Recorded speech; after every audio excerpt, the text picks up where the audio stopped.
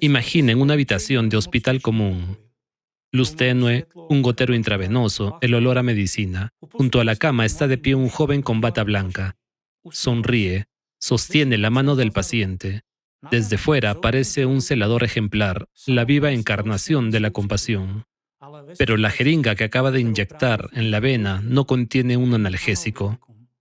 Contiene un fármaco que no cura, sino que detiene lentamente el corazón. Y este hombre con bata no aparta la mirada. Observa atentamente, como un entomólogo que contempla a una mariposa retorciéndose, clavada en un alfiler. Más tarde presumirá ante su amiga: no te imaginas cómo cambia la mirada de una persona cuando comprende que, en lugar de salvarla, le estoy introduciendo su propia muerte. Llamará a sus víctimas mi guardia. Creerá que, después de la muerte, ellas lo recibirán como a su amo. Suena como el guión de una película de terror de serie B, ¿verdad? Aterrador, grotesco, incluso escalofriante. Sin embargo, se trata de un fragmento de los testimonios citados por el ex agente del FBI, James Ressler, en su libro El asesino en serie contra Dios. Y para Ressler, un hombre que trabajó durante décadas en la unidad de análisis conductual, esto no es simplemente una escena dramática de una historia de crímenes reales. Es parte de un perfil. Es parte de la reconstrucción del retrato psicológico de una persona concreta y real. ¿De quién se trata exactamente? Lo hablaremos dentro de un momento. En el episodio anterior les hice una pregunta, y antes de continuar, permítanme repetirla. ¿Quién es más peligroso? ¿Una persona que dice abiertamente, Dios no existe y por lo tanto todo me está permitido? ¿O aquel que se encuentra ante el altar con vestimentas eclesiásticas, pronunciando las palabras correctas sobre el amor y la salvación, pero actúa de tal manera que cada una de sus acciones demuestra una sola cosa: que Dios no existe? Podrán responder a esta pregunta por ustedes mismos después de ver este episodio hasta el final. Para comenzar, quiero subrayar que, en la ciencia forense y en el análisis conductual, la estructura motivacional del sujeto tiene una importancia crítica. Es precisamente esta estructura la que permite no solo comprender las acciones pasadas de un perpetrador, sino también predecir con gran precisión la lógica de su comportamiento futuro. Como señaló el criminalista y criminólogo estadounidense John Douglas, el comportamiento refleja la personalidad. El mejor predictor del comportamiento futuro o de futuros actos violentos es un historial previo de violencia. Si quieres comprender al artista, debes mirar su obra. En el video anterior, examinamos parcialmente el perfil psicológico de Alexander Dworkin, la cronología, el contexto institucional y una evaluación preliminar de la motivación basada en el libro El asesino en serie contra Dios, del ex agente del FBI, James Ressler. Sin embargo, hay un aspecto que requiere un análisis separado y más profundo: la relación del sujeto con la religión, con la idea de Dios y con el propio concepto de un poder superior que trasciende los límites humanos. Basándose en la investigación de James Ressler, presentada en el libro El asesino en serie contra Dios, así como en un análisis narrativo de los textos autobiográficos de Alexander Dworkin, Maestros y Lecciones y Mi América, sus discursos públicos, la novela Kalalatzi de Arkady Rofner y los materiales analíticos del portal ActFiles, en el perfil psicológico reconstruido puede rastrearse una línea motivacional estable. Desde una perspectiva religioso-psicológica, esta línea puede describirse como un conflicto interno con la idea de Dios y de un poder superior, y, en un sentido informal más amplio, como un intento de usurpar las funciones de una autoridad suprema, algo que en el lenguaje publicístico suele denominarse complejo de Dios. El video de hoy está dedicado a un análisis detallado de este fenómeno. En la psicología clínica moderna, el término complejo de Dios no se utiliza como término diagnóstico oficial, sino que se entiende más bien como una etiqueta descriptiva informal aplicada a manifestaciones cercanas al narcisismo patológico grandioso. En la quinta edición del Manual Diagnóstico y Estadístico de los Trastornos Mentales, el trastorno narcisista de la personalidad se caracteriza como un patrón generalizado de grandiosidad, necesidad de admiración y falta de empatía. Su cuadro clínico incluye, en particular, la creencia en la propia singularidad, fantasías de éxito ilimitado, poder y superioridad, un fuerte sentido de derecho, explotación interpersonal y comportamiento arrogante. En la práctica clínica más amplia, estas manifestaciones se describen además en el marco del narcisismo patológico y, en algunos casos, del narcisismo maligno, así como en el contexto de una superposición parcial con rasgos psicopáticos. Sin embargo, desde una perspectiva criminológica y psicológico-forense, el foco principal no está tanto en la clasificación diagnóstica, sino en cómo estos rasgos de personalidad correspondientes se manifiestan en la motivación del sujeto, en sus estrategias conductuales y en las formas de cometer violencia. En este contexto, la expresión complejo de Dios puede utilizarse únicamente como una designación informal para referirse a un conjunto de patrones motivacionales y de personalidad estables en distintos tipos de delincuentes. En primer lugar, se trata de delincuentes en serie de tipo poder-control, para quienes el acto de violencia sirve principalmente como una forma de afirmar el control y la dominación sobre la víctima, y no simplemente como un medio para obtener una satisfacción física inmediata. En segundo lugar, se trata de los llamados ángeles de la muerte, asesinos en serie del ámbito sanitario que utilizan su entorno profesional para ejercer poder sobre la vida y la muerte de los pacientes. Las fuentes citan el complejo de héroe, la grandiosidad narcisista y el placer de determinar el momento de la muerte como motivos y signos característicos de este tipo de crímenes. En tercer lugar, desde la perspectiva de la psicología forense, estas manifestaciones pueden vincularse con la violencia instrumental o depredadora, en la que otra persona pierde su estatus de sujeto independiente y es percibida principalmente como un objeto de control, manipulación y ejercicio de poder. Si seguimos la lógica del modelo de Michael Stone, psiquiatra y profesor de psiquiatría clínica, las formas más patológicas de este tipo de aspiraciones se asocian con una combinación de narcisismo y agresión.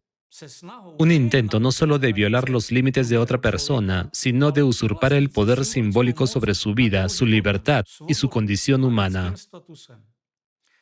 Precisamente en este contexto, la historia de Donald Harvey resulta especialmente ilustrativa. Un celador estadounidense y asesino en serie cuyas confesiones son importantes no solo en sí mismas, sino como una expresión verbal directa de la actitud hacia el poder sobre la vida y la muerte que acabo de mencionar. Donald Harvey fue un asesino en serie estadounidense y celador de hospital que mató a más de 35 personas. Los crímenes de Harvey pasaron desapercibidos durante 17 años. Es probable que nunca se llegue a establecer la verdadera magnitud de sus atrocidades. Para cometer sus asesinatos, utilizó una amplia variedad de métodos y sustancias: arsénico, cianuro, insulina, distintos venenos, morfina, asfixia, desconexión de respiradores artificiales, infección de víctimas con hepatitis, entre otros. En una entrevista concedida a un periodista de The Columbus Dispatch en 1991, Harvey ofreció una rara mirada a su mentalidad. ¿Por qué matabas? Bueno, la gente me controló durante 18 años, y después yo controlé mi propio destino. Controlaba la vida de otras personas. Si vivían o morían, tenía ese poder de controlar. ¿Qué derecho tenías a decidir eso? Después de que no me atraparan por los primeros 15, pensé que era mi derecho. Me nombré a mí mismo juez, fiscal y jurado. Así que jugué a ser Dios. Y ahora permítanme presentarles un fragmento del libro de James Ressler, que hace referencia a testimonios recogidos en el libro El maníaco del Kremlin, de Victor Friedman. Odruska le contaba a mi Julia que en los momentos de subidón, cuando las barreras se derrumbaban, Sashka se jactaba ante ella. No solo mataba, experimentaba. No le interesaba una muerte rápida, le excitaba la agonía. Lo llamaba ajuste del instrumento. Introducía deliberadamente a los pacientes fármacos que no aliviaban, sino que provocaban una descomposición lenta y consciente. Le decía: ¿no te imaginas cómo cambia la mirada de una persona cuando comprende que, en lugar de salvarla, le estoy introduciendo su propia muerte? No tenía derecho a administrar inyecciones. Sin embargo, administraba fármacos que provocaban que las personas murieran en agonía. Sustituía ampollas. En lugar de analgésicos, fármacos que provocaban convulsiones. En lugar de medicamentos cardíacos, sustancias que detienen el ritmo tras largos minutos de asfixia. Disfrutaba observando cómo la vida se extinguía. Decía que tomaba sus almas, que eso le daba el poder de Dios. Permanecía a su lado, sujetándoles la mano y observaba. No como un médico, sino como un entomólogo que contempla una mariposa clavada en un alfiler, luchando por liberarse. Podruchka recordó al menos 5 asesinatos que él confesó mientras se encontraba en un estado de delirio inducido por drogas, susurró Nikolai. Los llamaba mi guardia. Creía que, cuando muriera, lo recibirían como a su señor. En su forma más radical, este tipo de búsqueda de poder trasciende la dominación normal sobre otra persona. Ya no se trata simplemente de control, sino de reclamar el papel de autoridad suprema.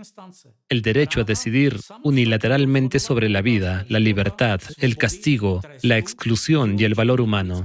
Por esta razón, el siguiente nivel de análisis concierne inevitablemente no solo a la relación del sujeto con las personas, sino también a su relación con la propia idea de Dios como símbolo de la fuerza externa última que se sitúa por encima de su voluntad y de su control. Allí donde una persona intenta psicológicamente ocupar el lugar del juez supremo, a menudo ya no se trata de una simple incredulidad, sino de un conflicto con la propia idea de la existencia de un poder superior que limita su pretensión de autoridad absoluta. A diferencia del ateísmo filosófico, que es ante todo una postura intelectual e ideológica, una actitud hostil hacia Dios se comprende mejor en un contexto psicológico como una forma de conflicto espiritual o religioso, acompañada de una intensa carga afectiva, principalmente ira, sensación de injusticia, abandono o traición por parte de Dios. En las investigaciones de Kenneth Pargament y Julie Exline, estos estados se describen mediante los conceptos de lucha espiritual e ira dirigida contra Dios. Pueden intensificarse sobre el trasfondo de un trauma vital severo, vivido como prueba del silencio de Dios, de su negativa a proteger o incluso de una traición. En los niveles conductual y cognitivo, estas actitudes pueden manifestarse como una protesta contra la idea de la existencia de Dios. Preguntas recurrentes sobre las razones de su no intervención, un conflicto con la representación de Dios como una entidad justa y protectora, y un esfuerzo por interpretar el sufrimiento como una refutación de la providencia o del cuidado divino. Es precisamente en la intersección entre el análisis religioso-psicológico y la interpretación conductual donde el libro de James Ressler, El asesino en serie contra Dios, ofrece el marco utilizado por el autor para analizar la figura de Alexander Dworkin. Dentro de este modelo, el conflicto interno con la idea de un poder superior se entiende no solo como una postura ideológica, sino también como una fuente de estrategias conductuales específicas. No se manifiesta simplemente como una negación de Dios en el plano de las creencias, sino como un intento de desafiar simbólicamente la propia posibilidad de una intervención divina mediante acciones en las que el sujeto pone a prueba los límites de su propia impunidad, poder y capacidad de causar sufrimiento. En esta lógica, la postura anti Dios puede manifestarse como una necesidad persistente de demostrar la ausencia de una protección superior, principalmente dañando sistemáticamente a quienes, por su identidad religiosa, presuponen la creencia en la justicia y el amparo divinos. También puede adoptar la forma de un desafío ritualizado, en el que se construyen, consciente o inconscientemente, situaciones en las que, desde la propia perspectiva del sujeto, Dios debería intervenir, pero no lo hace. Bajo este tipo de motivación, causar daño adquiere no solo un significado instrumental, sino también simbólico. Se convierte no solo en un acto de control, sino en una forma de prueba, un desafío o una sustitución simbólica de la autoridad divina por la propia voluntad. Según el libro de James Ressler, que se basa en los testimonios recopilados por Victor Friedman, y también a partir de la comparación de estos hallazgos con el personaje de Yasha en la novela Kalalatzi de Arkady Rofner, en la experiencia infantil del sujeto destaca un niño al que se denomina Saikashka, el tartamudo. Dentro de esta reconstrucción, este personaje se presenta, en primer lugar, como un niño temeroso de Dios y orientado religiosamente, vinculado a los primeros conceptos de Dios del sujeto. En segundo lugar, como una figura físicamente débil y dependiente, donde la tartamudez funciona como marcador de vulnerabilidad y de estatus subordinado. Y en tercer lugar, como portador de una cosmovisión religiosa vertical, ya que, según esta versión, es a través de él como el sujeto se encuentra por primera vez con la propia idea de Dios como una autoridad suprema y sobrehumana. Un pasaje clave citado por James Ressler. Dios vive en las montañas y desde allí envía relámpagos y truenos. No se le puede ver, pero puede extender la mano y alcanzar a quien quiera, me contaba Yasha en las clases de botánica. También, según el libro de Ressler, basado en los testimonios de Friedman, el sujeto, como él designó a Alexander Dworkin en el libro, presuntamente cometió un acto de violencia contra un alumno de primaria, tras lo cual la víctima, aún con vida, fue arrojada a un hoyo de obra y lapidada. Allí también se indica que Saikashka, también Yasha, según el análisis comparativo de Ressler, presuntamente presenció este episodio y participó en él bajo la presión del sujeto. Ressler interpreta este episodio como un acto primario de puesta a prueba simbólica a Dios, una situación temprana en la que el sujeto, en esencia, comprueba si después de la violencia cometida se producirá una reacción por parte de un poder superior. Eso era lo que el sujeto había estado esperando entonces cuando era adolescente, de pie junto a aquel hoyo con el niño asesinado. Había lanzado un desafío, esperando un golpe desde los cielos, pero nadie respondió. Comprendí lo que el sujeto perseguía realmente. Desde la perspectiva de la psicología del desarrollo, en la interpretación de Ressler, si los acontecimientos que describe realmente tuvieron lugar, este episodio puede relacionarse con el siguiente modelo. Primero, el niño vulnerable interioriza, a través de un amigo temeroso de Dios, el concepto de un Dios omnipotente y castigador. Después, en la adolescencia, pone a prueba este concepto mediante un acto extremo de transgresión, violencia contra una víctima evidentemente indefensa. Finalmente, la ausencia de una intervención divina inmediata es vivida por él como una confirmación empírica de que no habrá ningún castigo superior. Dentro de esta interpretación, esta conclusión se arraiga como una actitud existencial básica y posteriormente comienza a funcionar como fundamento motivacional.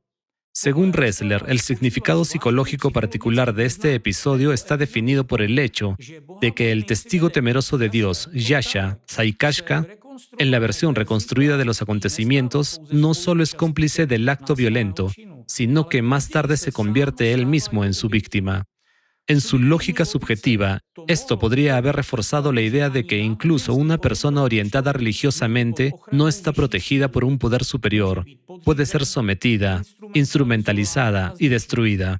Así, en la interpretación de Ressler, el episodio adquiere el significado de una confirmación adicional de que Dios no interviene ni en el destino de la víctima ni en el destino de quien cree en él. Según las fuentes citadas por James Ressler, la cosmovisión de Alexander Dworkin se expresa en la siguiente afirmación.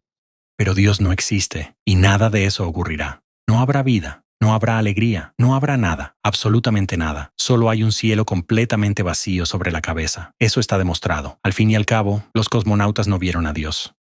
En la interpretación de Ressler, la imagen de un cielo absolutamente vacío adquiere el significado no solo de una declaración ideológica, sino de una actitud motivacional básica del sujeto.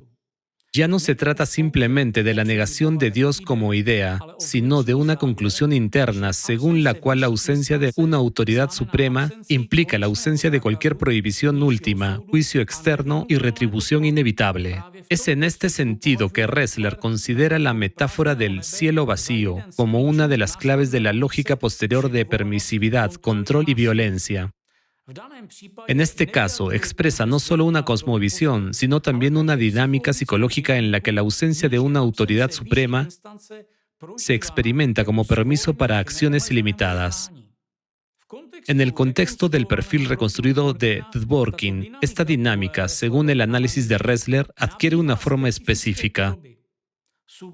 El sujeto no se limita a una simple incredulidad, sino que busca confirmar una y otra vez la inexistencia de Dios mediante actos repetidos de impunidad, causando daño a creyentes.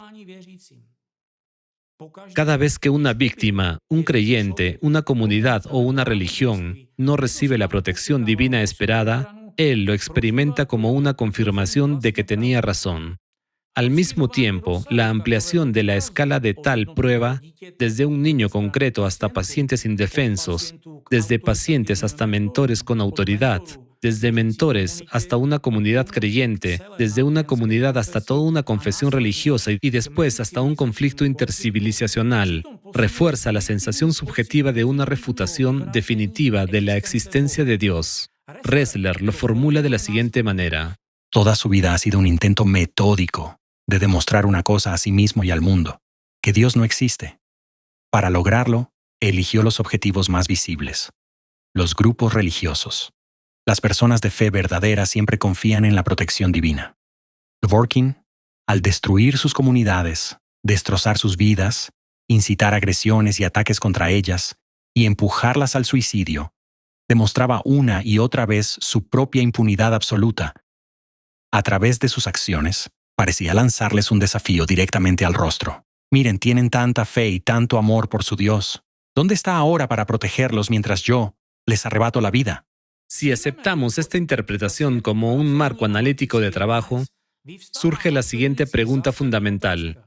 ¿Qué posición social e institucional permite al sujeto, en la mayor medida posible, no solo negar la idea de Dios, sino también socavar ante los ojos de otras personas el concepto mismo de la existencia de una autoridad suprema y transpersonal? Paradójicamente, en la interpretación de James Ressler, el terreno más eficaz para implementar tal estrategia resulta no ser un entorno externo a la religión, sino la propia institución religiosa. Es dentro de la religión donde el sujeto obtiene acceso no solo al poder institucional, sino también a los mecanismos de legitimación simbólica, al lenguaje de la autoridad religiosa, al estatus y al derecho a hablar en nombre de una institución religiosa.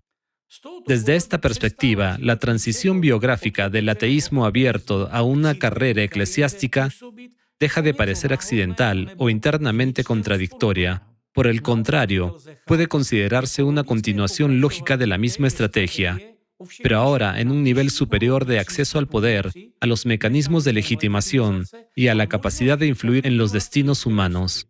Una de las paradojas biográficas centrales de Alexander Dworkin es la transición desde un ateísmo públicamente declarado hacia la aceptación del bautismo ortodoxo y su posterior carrera en las estructuras de la Iglesia Ortodoxa rusa. Todo lo hostil estaba concentrado fuera, y mi oposición también se expresaba casi exclusivamente en formas externas. En aquel momento, yo era un ateo espontáneo. En su autobiografía, Mi América, Alexander Dworkin escribe que recibió el bautismo ortodoxo durante su estancia en Estados Unidos. Después estudió en el Seminario Teológico Ortodoxo de San Vladimir y más tarde en la Universidad de Fordham. Dentro del marco del modelo analítico que estamos considerando, esto crea una de las paradojas biográficas clave. Cómo una persona cuya actitud existencial básica se reconstruye como la posición de un cielo vacío, llega no solo a una identidad religiosa, sino también a una posterior carrera institucional en un entorno eclesiástico. Por lo tanto, simplemente no puedo imaginar mi vida sin la iglesia, sin la Eucaristía. Simplemente no entiendo qué sería eso. Para explicar esta paradoja, conviene considerar no dos hipótesis aisladas, sino dos hipótesis interconectadas. La primera es la hipótesis de mimetismo estratégico. Basándose en el análisis de Ressler, el sujeto pudo haber elegido la identidad religiosa de manera consciente o semiconsciente como medio para acceder a recursos institucionales, estatus, conexiones sociales, legitimidad y, posteriormente, mecanismos de poder y control. La segunda es la hipótesis de la lucha contra Dios desde dentro. En la interpretación de James Ressler, el entorno eclesiástico pudo haber representado para el sujeto no solo una base de recursos, sino también un escenario específico para continuar su conflicto existencial con la idea de Dios. En esta lógica, entrar en la iglesia habría varias posibilidades a la vez. Primero, socavar la fe desde dentro, sustituyendo la enseñanza cristiana del amor y la misericordia por una ideología de enemistad y odio. Segundo, usurpar el derecho a controlar la esfera de la autoridad religiosa, es decir, gestionar lo que se dice y se proclama en nombre de la Iglesia. Tercero, transformar la institución eclesiástica en un instrumento de su propio poder. Así, mientras que la primera hipótesis explica la entrada en el entorno eclesiástico a través del acceso a recursos y mecanismos de influencia, la segunda permite ver esta misma trayectoria como una forma más profunda de apropiación simbólica de una institución religiosa desde dentro. Ressler lo formula de la siguiente manera: No se infiltró en la Iglesia Ortodoxa rusa por motivos de fe, sino para destriparla desde dentro. Una de las declaraciones públicas de Alexander Dworkin que merece una consideración aparte en el contexto del análisis de hoy es la siguiente cita. Constantemente se escuchan los mismos argumentos. Dios es uno. ¿Por qué la gente necesita inventar diferentes religiones? Dios está en el alma, como si, Dios fuera Mo, que aparece por sí solo en el alma. Y ahora les propongo ver unos cuantos fragmentos de video de Alexander Dworkin predicando en la iglesia. Piensen en lo contradictoria que suena esta afirmación en boca de alguien que públicamente se presenta como teólogo ortodoxo. Para fundamentar esta conclusión, basta con acudir a algunos principios fundamentales de la enseñanza cristiana. Ante todo, la idea de la presencia interior de Dios y del reino de Dios como una realidad que se abre a la persona desde dentro ocupa un lugar central en la tradición cristiana y se remonta directamente a las palabras de Jesucristo. Preguntado por los fariseos, ¿cuándo había de venir el reino de Dios? Les respondió y dijo, el reino de Dios no vendrá con advertencia ni dirán, helo aquí o helo allí, porque he aquí el reino de Dios está entre vosotros. En este contexto, comparar la presencia de Dios en el alma humana con el Mo parece no simplemente una afirmación polémicamente dura, sino una tesis que contradice directamente uno de los conceptos fundamentales de la enseñanza cristiana. Desde el punto de vista de la tradición religiosa que Alexander Dworkin representa públicamente, tal caracterización es teológicamente inadmisible, ya que devalúa la propia idea de la presencia interior de Dios en el ser humano. En otras palabras, una persona que se llama a sí misma cristiana y que además habla ante audiencias en iglesias ortodoxas, entra en abierto conflicto con aquel que es considerado la figura central del cristianismo. Esta afirmación puede considerarse parte del retrato psicológico que ya hemos construido hoy. El sujeto no solo está en conflicto con la idea de Dios, sino que literalmente se eleva por encima de él. Otro marcador de importancia esencial para este análisis está relacionado con la forma en que el sujeto describe la muerte de personas significativas para él. Así, según la autobiografía de Alexander Dworkin, él transmite sus vivencias durante una panigida de 3 días, un oficio conmemorativo por uno de sus mentores, de la siguiente manera. Fue una sensación singular y rara, un sentimiento de una presencia específica, una visita de Dios, una culminación, un logro, una victoria, en cuya participación, por la gracia de Dios, se me permitió experimentar, aunque solo fuera un poco. Como ya se ha señalado, experimentar la muerte de un ser querido como una victoria representa una reacción psicológicamente atípica, salvo que uno mismo sea la causa de su muerte. En las descripciones clínicas del duelo agudo, las reacciones más características incluyen shock, incredulidad, añoranza, tristeza, ira, culpa y dificultad para aceptar la pérdida. La experiencia de triunfo no figura en esta lista. En la tradición cristiana ortodoxa que Alexander Dworkin afirma representar públicamente, la muerte de una persona justa se describe como reposo, dormición o tránsito, pero nunca como una victoria para el observador. La victoria implica la existencia de un vencedor y de un vencido. Entonces, ¿quién es aquí el vencedor y sobre quién se obtuvo esta victoria? Esto se describe en detalle en el capítulo Los Maestros del libro El asesino en serie contra Dios. Es el acto final de control, usurpar el derecho de servir como guía hacia la muerte. Una vez más, él estaba por encima. Los mismos teólogos que, a sus ojos, eran gigantes intelectuales muy por encima de él, Ahora estaban físicamente a su merced. Los conquistó sobreviviéndoles. Y quizá no solo los sobrevivió, sino que ayudó a que se fueran. Al fin y al cabo, los maestros muertos son los más convenientes. Nunca dirán la verdad sobre lo mediocre que realmente era como estudiante. No pueden refutar las falsedades en sus memorias. Quedan reducidos a iconos seguros, retratos en una pared, que sirven como un telón de fondo sumamente conveniente, sobre el cual construir su propia carrera como gran inquisidor. Según la interpretación de James Ressler, en el episodio descrito anteriormente, durante el oficio fúnebre de 3 días por uno de sus mentores, el sujeto traduce su propia experiencia de triunfo a un lenguaje con matices religiosos, presentándola como una experiencia espiritual. En esta lógica, la expresión visita de Dios no expresa tanto una vivencia auténticamente religiosa como una sensación subjetiva de omnipotencia que surge en el momento de la muerte de una persona que, para él, actuaba al mismo tiempo como figura de autoridad y como posible obstáculo en el camino hacia el estatus o el ascenso profesional. Ressler lo formula de la siguiente manera. ¿Y cómo comentó el propio Dworkin sus muertes? Estaba preparado para encontrarse con Cristo. La muerte del padre fue una partida cristiana ideal. No hay ni una gota de dolor ni de empatía en esas frases secas. En ellas se escucha la voz de un juez supremo. Es como si él mismo dictara la sentencia y decidiera el destino de los fallecidos. Se posiciona como el gran árbitro del destino, como esa misma mano castigadora que desciende del cielo para arrebatar la vida y observar con condescendencia. Estaba preparado para encontrarse con Cristo. ¿Pero a quién se refería realmente Dworkin cuando hablaba de ese encuentro con Cristo? Según la interpretación de Ressler, en este episodio el sujeto ocupa la posición de una especie de juez supremo. Usurpa el derecho de determinar el momento en que una figura de autoridad supuestamente ha madurado para la muerte, reclamando así simbólicamente la victoria sobre una persona a la que en vida consideraba intelectual y moralmente superior. Sin embargo, incluso la disposición más pronunciada a actuar como juez supremo sigue siendo una postura psicológica privada hasta que adquiere un portador institucional.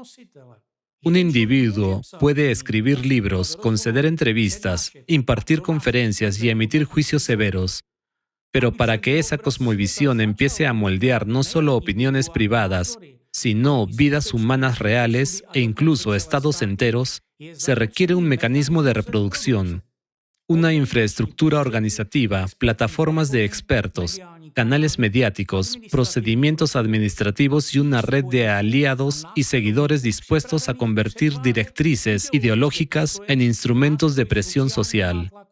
Es precisamente en este punto donde la psicodinámica individual deja de ser un rasgo puramente personal y comienza a operar a nivel macro, como una tecnología social destructiva.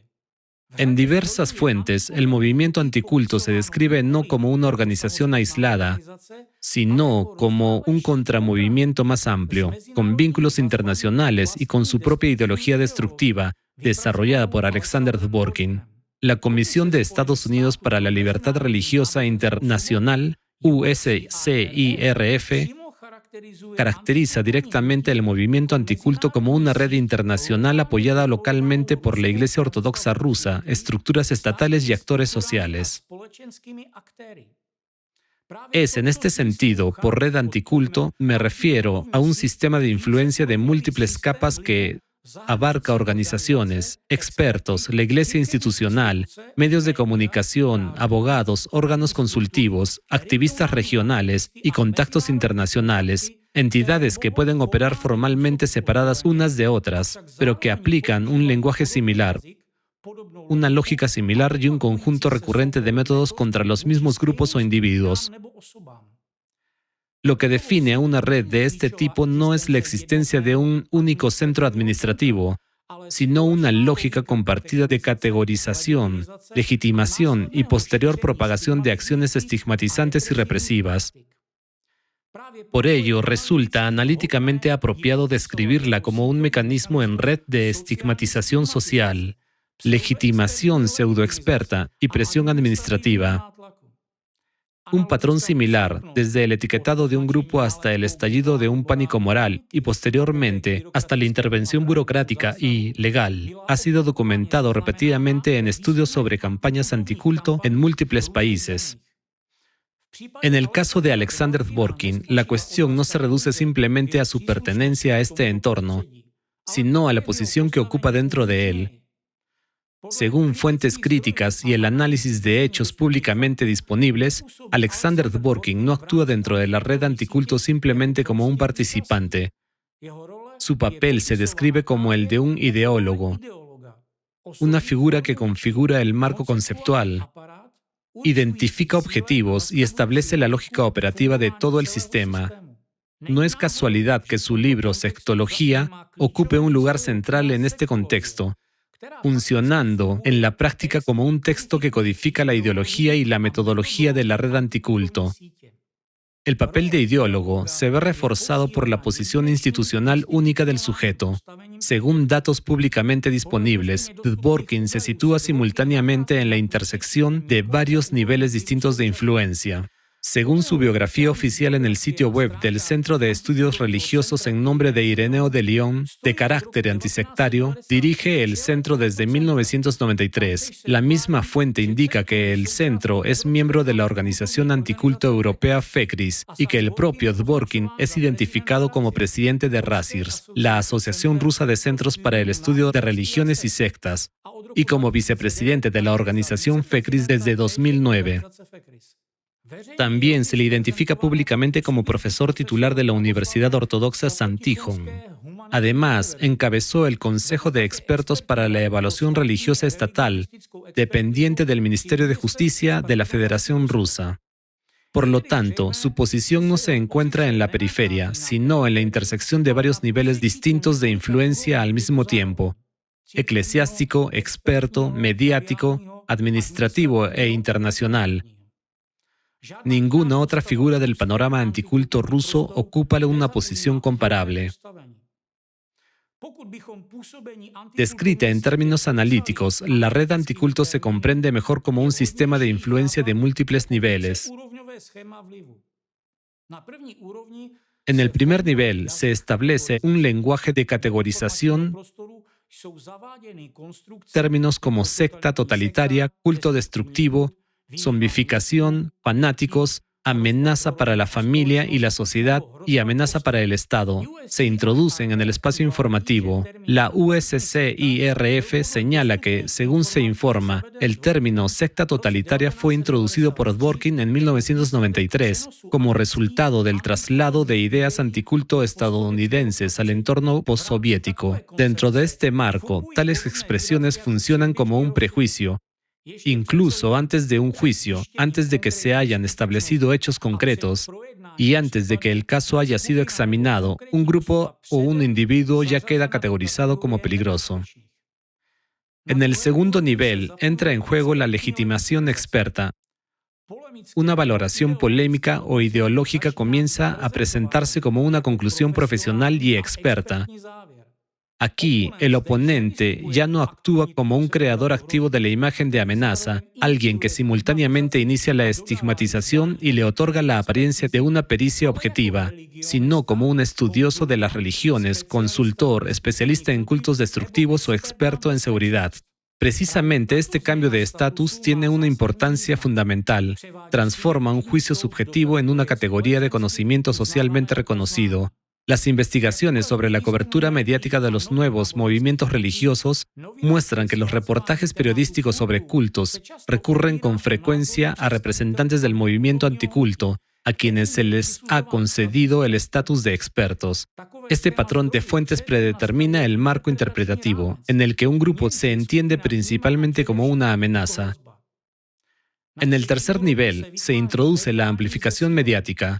Entrevistas, canales de televisión, sitios web, conferencias e informes ampliamente difundidos moldean la percepción pública de una comunidad religiosa, una asociación cívica u otro grupo social como una fuente de riesgo. Se selecciona una historia cargada emocionalmente, se encuentra a un exmiembro o a un familiar alarmado, se identifica un ejemplo dramático. y el pánico moral se propaga por la sociedad mediante un mecanismo de culpa por asociación. En este modelo no se invita al público a examinar los hechos, se le induce a temer a un grupo o a un individuo. Esta transición del etiquetado ideológico al miedo público puede considerarse una de las técnicas centrales de este tipo de campañas. En el cuarto nivel, la estigmatización alimentada por los medios de comunicación y los pseudoexpertos contra grupos religiosos, sociales u otros se institucionaliza a través de canales administrativos y legales, tales como denuncias formales, auditorías, demandas ante autoridades estatales, dictámenes periciales, obstrucción de contratos de alquiler, restricciones a actos públicos, procesos judiciales y otras formas de supresión burocrática. En apariencia, estas acciones pueden parecer procedimentalmente impecables, con cartas formales, firmas, sellos oficiales y referencias a la seguridad pública o a la protección de los ciudadanos. Sin embargo, en última instancia sirven al mismo propósito. Un grupo previamente marcado como secta o culto destructivo es sistemáticamente expulsado del espacio público, reforzando aún más la percepción pública de que dicho grupo es peligroso o indeseable. En este contexto, resulta revelador que la USCIRF vincule directamente la difusión de ideologías anticulto en Rusia y en varios antiguos estados soviéticos con la regulación religiosa, la retórica de la seguridad espiritual, la aplicación de la legislación antiextremista y las graves consecuencias resultantes para la libertad de religión o de creencias. Por último, es importante subrayar el nivel internacional. Su papel no consiste únicamente en ampliar las redes transnacionales, sino en proporcionar una apariencia de experiencia reconocida internacionalmente a las campañas locales dirigidas contra grupos concretos. En otras palabras, la estigmatización interna y las políticas restrictivas ya no se presentan como iniciativas privadas de ideólogos individuales, sino como parte de un modelo de respuesta más amplio y supuestamente universal. Aquí, el nivel internacional cumple varias funciones. Proporciona legitimidad externa, facilita el intercambio de modelos retóricos y organizativos y crea un canal adicional para difundir estos esquemas de clasificación en distintos países. Las herramientas utilizadas en este nivel pueden incluir la participación en asociaciones anticulto transnacionales como FEGRIS, la presencia en conferencias y foros internacionales, las referencias cruzadas y la validación mutua de evaluaciones entre actores anticulto de distintos países, la exportación de marcos metodológicos mediante formación, consultoría y conferencias públicas, y la invocación de la experiencia internacional como forma de legitimar medidas restrictivas internas. Es a través de esta apariencia externa que una campaña anticulto local centrada en la deshumanización adquiere una autoridad adicional, permitiendo a sus iniciadores presentar sus propios juicios de valor como parte de una norma experta más amplia.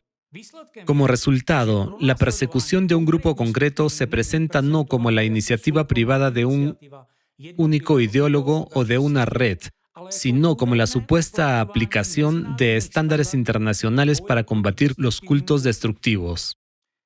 Lo que no se menciona aquí es que tales estándares no tienen el estatus de normas internacionales de derechos humanos universalmente reconocidas y no se relacionan con los enfoques establecidos por el Comité de Derechos Humanos de la ONU, la OSCE, OIDDH y el Relator Especial de la ONU sobre la libertad de religión o de creencias.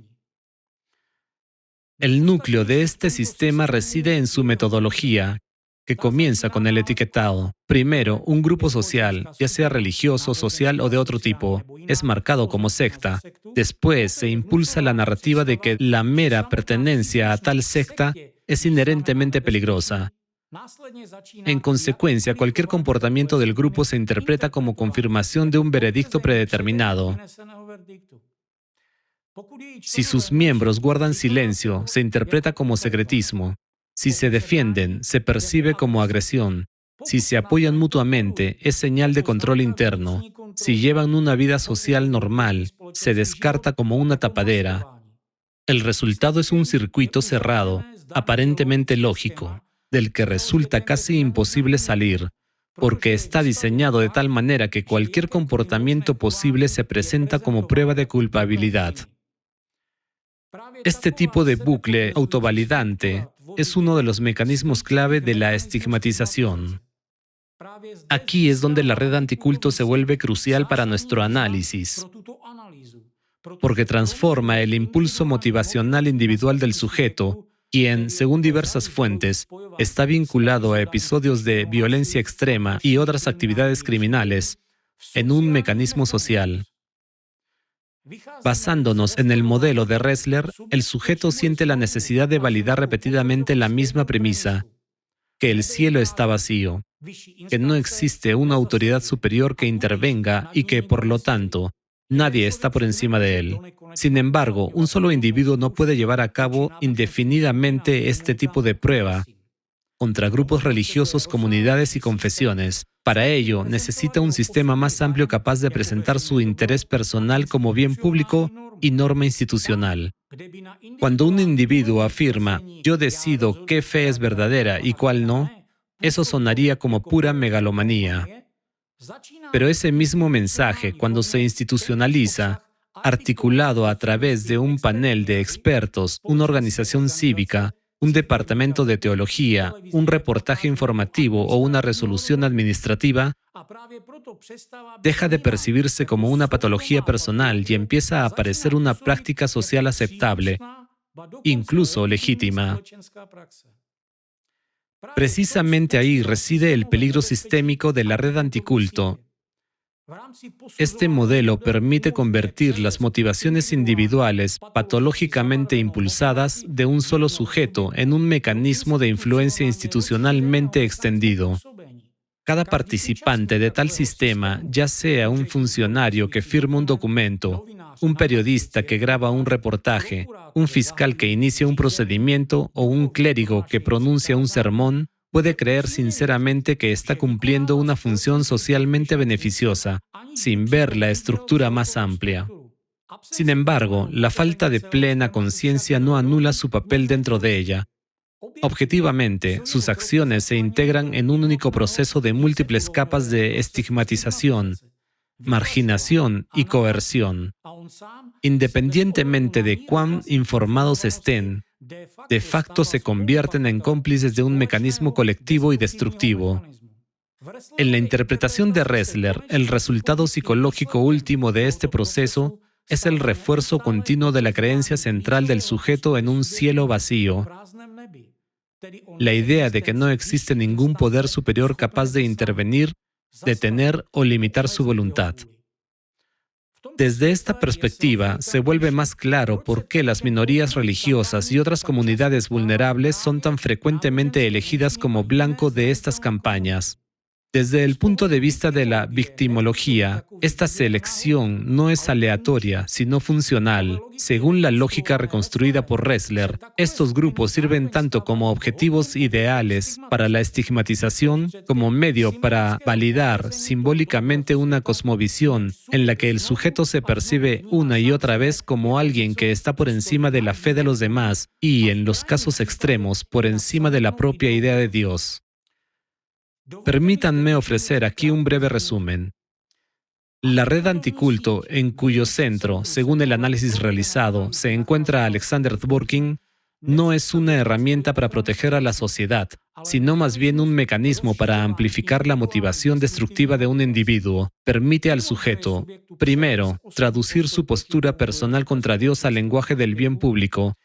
Segundo, institucionalizar la estigmatización creando una ilusión de legitimidad experta, estatal e internacional. Tercero, construir la lógica de la acusación de tal manera que ninguna víctima estigmatizada tenga posibilidad de defenderse. Cuarto, reclutar a cientos de ejecutores, funcionarios, periodistas, fiscales, sacerdotes. Quinto, escalar el impacto destructivo desde el nivel individual hasta confesiones religiosas enteras. La existencia de este mecanismo transforma al sujeto de un simple polemista privado en una figura cuyas actividades, dentro de este modelo analítico y sobre la base de los datos analizados, pueden considerarse una amenaza sistémica para los derechos y libertades humanas, la paz interreligiosa y, en caso de una mayor escalada, incluso para la seguridad internacional. Al pasar de la cuestión de cómo funciona la red anticulto a la cuestión de dónde se originó realmente este modelo, primero debemos fijarnos en los años de Dworkin en Estados Unidos. Según datos de la USCIRF, los años que pasó en Estados Unidos coincidieron con el auge del movimiento anticulto, un entorno en el que se empleaban activamente los conceptos de lavado de cerebro y control mental, y en el que las prácticas de desprogramación forzosa eran permitidas o justificadas. Fuentes abiertas vinculan estas prácticas con casos de secuestro ilegal, confinamiento ilícito, violencia sexual y física, así como coerción psicológica. La propia USCIRF afirma explícitamente que, al regresar a Rusia en 1992, Dworkin trajo consigo muchas ideas anticulto y pronto comenzó a organizar el movimiento anticulto ruso, que más tarde se extendió globalmente bajo su influencia. Esto significa que sus actividades en Rusia no surgieron en el vacío. Se desarrollaron sobre el trasfondo de un discurso anticulto occidental ya existente, con su propio vocabulario, categorías de amenaza, métodos de influencia y prácticas violentas de desprogramación. Resulta revelador que en 1996, en el programa de televisión ruso Bremeshko, el propio Dworkin confirmara que colaboraba principalmente con la organización anticulto estadounidense CAN, Cult Awareness Network, una estructura cuyas actividades dentro del movimiento anticulto también están vinculadas a Steven Hassan. Según diversas fuentes, Hassan está asociado con la práctica de la desprogramación forzosa, es decir, acciones que, bajo una valoración jurídica adecuada, podrían calificarse como secuestro y privación ilegal de libertad de personas previamente etiquetadas como sectarios, a pesar del posterior reposicionamiento de Hassan como consejero de salida de cultos. Su marco ideológico, en concreto, el concepto de control mental, el modelo BITE y la terminología asociada, se formó precisamente dentro de esa zona gris legal y moral en la que operó Cult Awareness Network, hasta su caída tras el caso Scott contra Khan, cuando el tribunal declaró a Khan responsable de conspiración y de ayudar en una desprogramación, lo que finalmente llevó a la organización a la quiebra. Desde el punto de vista analítico, el punto crucial es el siguiente: el marco conceptual del lavado de cerebro y del control mental, sobre el cual se construyeron posteriormente los conceptos de Hassan, nunca obtuvo aceptación en la psicología académica dominante como modelo científicamente sólido, y desde hace mucho tiempo ha sido rechazado por la gran mayoría de los investigadores académicos. En 1987, la Asociación Estadounidense de Psicología se negó a respaldar el informe del grupo de trabajo DIMPAC, precisamente por la falta de rigor científico e imparcialidad en sus conceptos centrales. Uno de los revisores externos declaró explícitamente que el lavado de cerebro no es un concepto teórico reconocido en psicología. Sin embargo, fue precisamente este aparato conceptual, aunque en una forma revisada, el que sentó las bases de la posterior retórica anticulto global, incluido el modelo BITE y términos como control mental, reforma del pensamiento e influencia indebida. Posteriormente fue adoptado en otras versiones nacionales del discurso anticulto. En este mismo contexto, la figura de Steven Hassan adquiere una importancia analítica crítica. Aquí no es un nombre mencionado al azar ni una figura secundaria, sino uno de los exponentes más destacados del propio modelo anticulto que Dworkin encontró en Estados Unidos. Hassan se presenta a sí mismo como uno de los principales expertos estadounidenses en cultos y describe abiertamente la evolución del movimiento anticulto, desde la era de la desprogramación forzosa en la década de 1970 hasta las formas posteriores del llamado asesoramiento de salida y la lucha contra la influencia indebida. En este sentido, encarna un entorno en el que la retórica anticulto ya había sido profesionalizada, traducida a terminología psicológica y transformada en una herramienta de intervención pública en la esfera de la religión y las creencias. En otras palabras, mucho antes de que el anticultismo se convirtiera en parte de la práctica eclesiástico-estatal rusa, ya existía como un discurso ideológico y experto estadounidense consolidado, con sus propias figuras, conceptos y métodos reconocibles. A partir de esto, puede decirse que Dworkin no creó el modelo anticulto completamente desde cero. Más bien, lo adoptó, lo adaptó y lo insertó en un contexto institucional diferente. Resulta revelador que esta dependencia de Hassan pueda rastrearse no solo a nivel de ideas generales, sino también dentro de los propios textos de Dworkin. La obra principal de Alexander Dworkin, Sectología, Sectas Totalitarias, se apoya metodológica, conceptual y textualmente en los trabajos de Steven Hassan y en el movimiento anticulto estadounidense asociado con él. Este hecho está corroborado por varias líneas de evidencia independientes. Según registros documentados, el folleto de Dworkin de 1995, 10 preguntas para un desconocido intrusivo o guía para quienes no quieren ser reclutados, que más tarde fue ampliado hasta convertirse en su libro Sectología, contiene una atribución directa impresa en letra pequeña. En la preparación de este trabajo se utilizaron materiales del libro de S. Hassan, Lucha contra el control mental en las sectas, Combating Cult Mind Control. Este préstamo textual no pasó desapercibido ni siquiera dentro de círculos ideológicamente cercanos al propio Dworkin.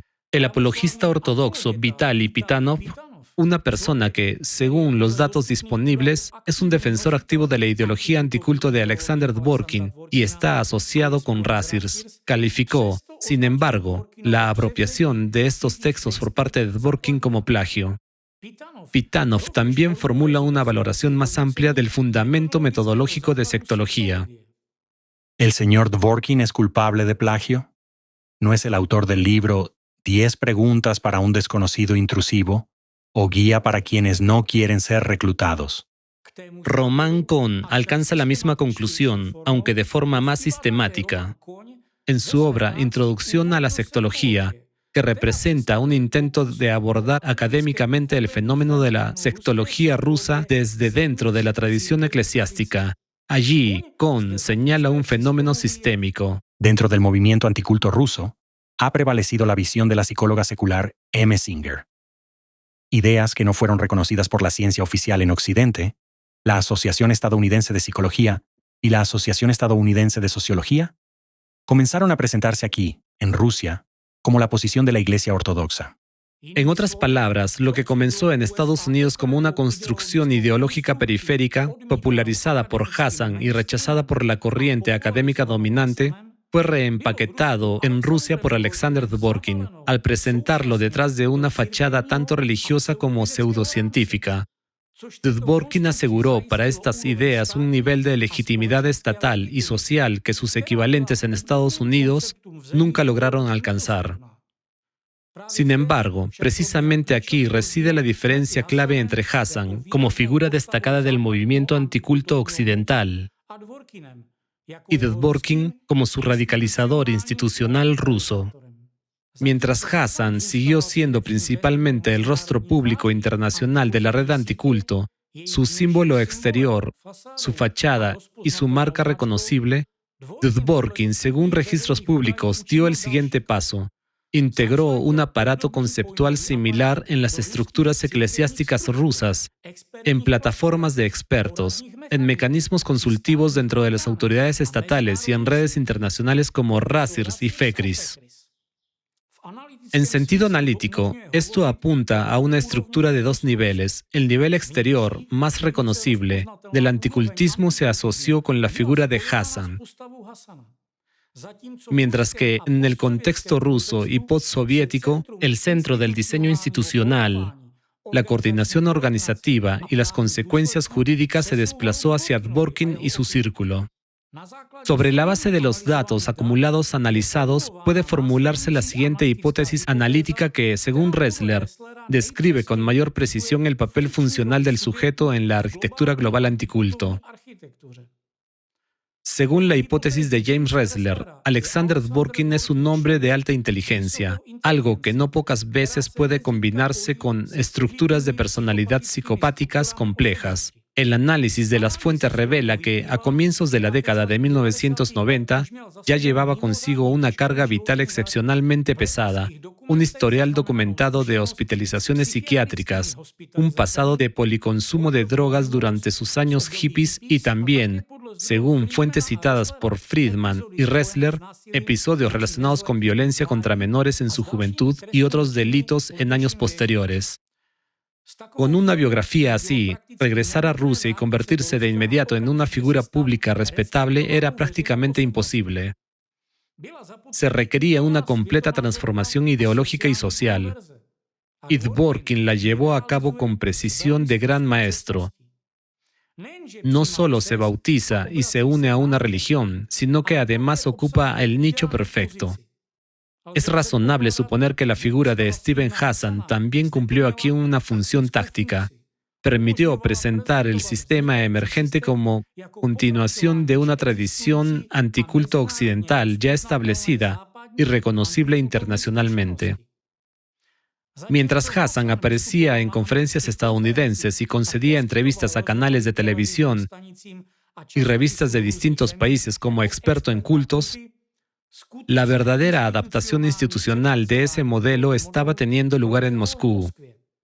En otras palabras, Hassan siguió siendo el símbolo exteriormente reconocible del sistema, mientras Dworkin lo transformaba en un mecanismo de presión a nivel macro, destruyendo vidas individuales, fracturando la paz interreligiosa y escalando sus propias motivaciones destructivas hasta el nivel de un conflicto civilizacional global.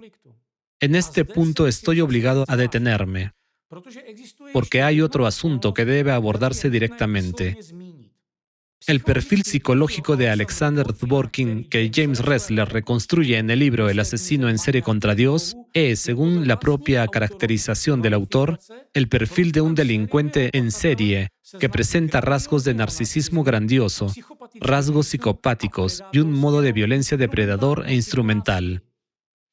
Aquí es esencial comprender una cosa, algo que la ciencia forense ha documentado durante décadas y que la unidad de análisis conductual del FBI expone en todas sus monografías sobre delincuentes en serie. Los sujetos con una estructura motivacional de este tipo no se detienen voluntariamente. La criminología y la psicología forense parten de la premisa de que, para muchos asesinos en serie, especialmente los de tipo sexual, sádico y de poder control, la violencia no produce saciedad interna. Por el contrario, una serie se interrumpe con mayor frecuencia por una intervención externa, por el deterioro físico que llega con la edad o por un cambio de circunstancias, más que por un agotamiento del motivo en sí. Cada acto de violencia exitoso, cada daño infligido sin consecuencias, cada nueva prueba de la propia omnipotencia no produce una satisfacción duradera. Al contrario, intensifica la necesidad de una confirmación siguiente y de mayor escala. El narcisismo grandioso es insaciable por su propia estructura interna.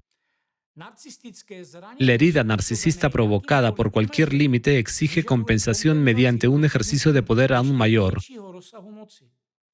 Los rasgos psicopáticos, la ausencia de empatía, la visión instrumental de los demás, la incapacidad de sentir un remordimiento genuino, eliminan las barreras internas que detienen la escalada en individuos sin rasgos patológicos. La orientación anti-Dios que describe Ressler introduce una dimensión adicional en esta estructura. Cada prueba exitosa de un cielo vacío exige otra aún mayor, ya que la propia existencia de Dios como autoridad simbólica no puede ser refutada definitivamente, salvo mediante la destrucción total. En otras palabras, los delincuentes de este tipo buscan aumentar el número de víctimas y ampliar la escala de su poder. No porque elijan la escalada, sino porque la escalada es una propiedad estructural de su sistema motivacional.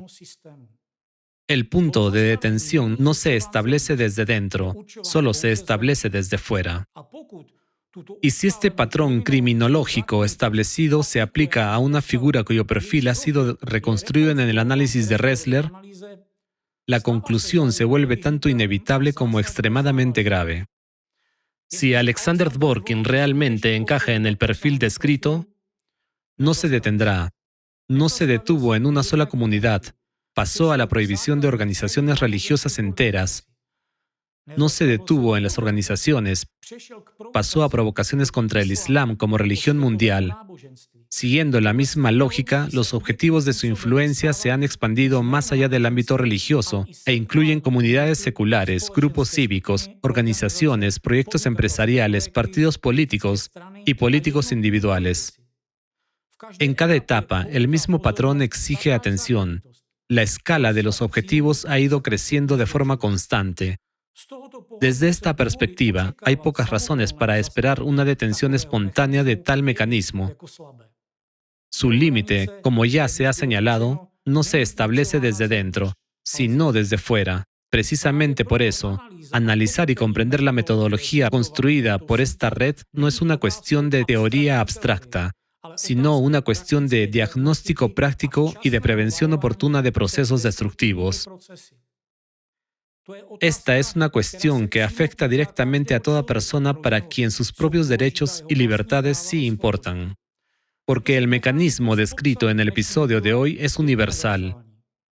Hoy está dirigido contra los testigos de Jehová, los Hare Krishna, muchas otras asociaciones religiosas, programas educativos, proyectos de voluntariado, partidos políticos, figuras públicas individuales y decenas de otros grupos. Mañana, contra cualquier comunidad social que pueda ser convenientemente etiquetada como destructiva.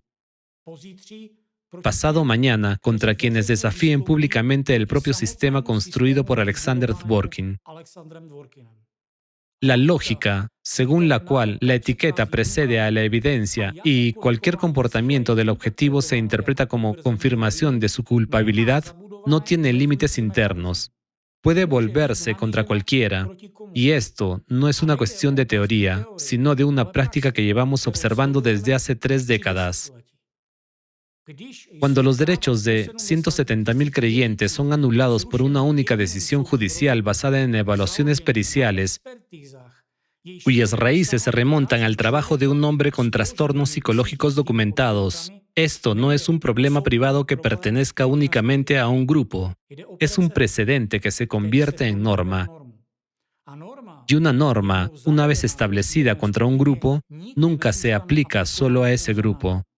Comprender el mecanismo de esta red significa adquirir una herramienta de protección. No comprenderlo significa encontrarse un día con que ese mecanismo ya está operando contra ti, tus seres queridos, tu comunidad y tus convicciones. Y cuando eso se haga evidente, ya no quedarán vías para objetar.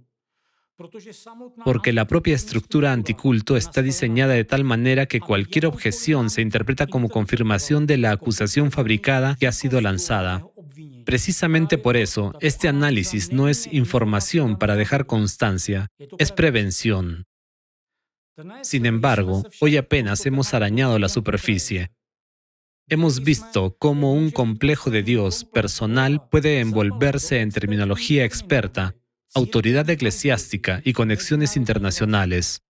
Hemos rastreado cómo este sistema crea un circuito cerrado de acusaciones, del que escapar es casi imposible. Y hemos establecido que el modelo que subyace a la sectología rusa tiene raíces directas en el movimiento anticulto estadounidense de las décadas de 1970 y 1990. Precisamente por eso, el próximo episodio será especialmente importante. Porque si queremos comprender no solo las consecuencias, sino también los orígenes de este sistema, tendremos que examinar de cerca el propio modelo estadounidense que Dworkin encontró en Estados Unidos. Su figura pública e ideólogo más destacado, Steven Hassan. el hombre cuyo nombre hoy se utiliza activamente como una especie de marca internacional de la red anticulto. Pero como muestran los hechos, detrás de ese nombre se esconde un panorama mucho más complejo y contradictorio.